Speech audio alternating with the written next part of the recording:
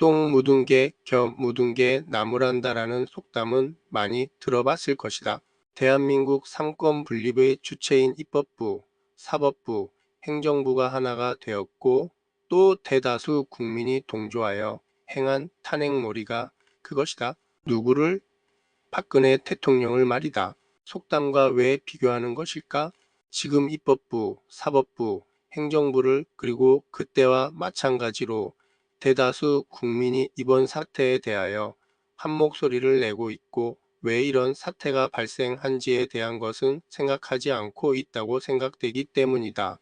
얼마 전 국회 국정감사에서 본 챗 GPT를 이용한 여야의 행동을 보면서 박근혜 대통령 관련 챗 GPT를 이용하여 같은 내용으로 3번의 답변을 받아봤다. 질문 내용은 다음과 같다. 헌재가 하지 말아야 할 행위를 한 것이 있는데 헌재의 역할은 판단하는 것이지 직접 수정하고 판결하는 것이 아니라 인용한 내용을 국회로 가져가서 합법적으로 탄핵이 인용되었으니 그것을 바탕으로 국회에서 의결하여 해임하는 것이 맞는 것이다. 라는 질문에 다음과 같은 답문을 받았다. 챗 GPT 답문. 헌법재판소의 역할은 헌법과 법률에 따라 탄핵 사유를 판단하는 것이죠. 탄핵 결정이 내려지면 국회는 그 결정을 바탕으로 대통령을 해임하는 절차를 진행하게 됩니다. 헌재가 직접 수정하거나 판단을 넘어서서 행동하는 것은 헌법에 명시된 역할을 벗어나는 것이 맞습니다. 두 번째 답문. 헌법재판소의 역할은 헌법과 법률에 따라 탄핵 사유를 판단하는 것이죠. 탄핵 결정이 내려지면 국회는 그 결정을 바탕으로 대통령을 해임하는 절차를 진행하게 됩니다. 헌재가 직접 수정하거나 판단을 넘어서서 행동하는 것은 헌법에 명시된 역할을 벗어나는 것이 맞습니다. 세 번째 답문.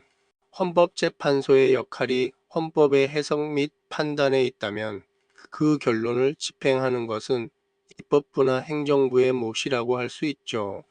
국회가 헌법재판소의 결정을 바탕으로 탄핵 절차를 진행하는 것이 법적인 절차를 완성하는 부분일 테니 그 점을 강조하신 것 같아요.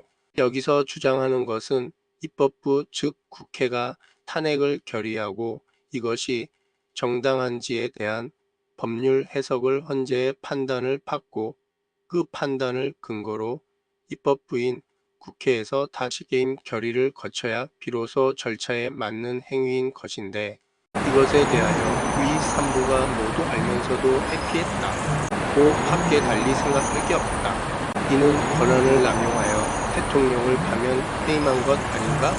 이런 일을 저질러 놓고도 뻔뻔하게 윤석열의 행위에 대하여 절차적 하자를 이야기하는 것이 똥 묻은 게 겨 묻은 게 나무라는 것과 뭐가 다르냐는 것이다. 특히 현재 국민의 진당과 더불어 공산당이라 불리는 이 정당의 인물들 대다수가 당시에 국회라 불리는 차들이 대다수인 점은 주목할 일이다 생각한다. 이와 함께 탄핵을 외치던 대다수 국민을 비롯한 여러 사회단체와 학계의 교수 및 차칭 학자라 불리는 차들 그리고 언론과 방송사들 스스로 부끄러움을 모르는 이런 자들이 윤석열을 비난할 자격이 있는지 묻고 싶다.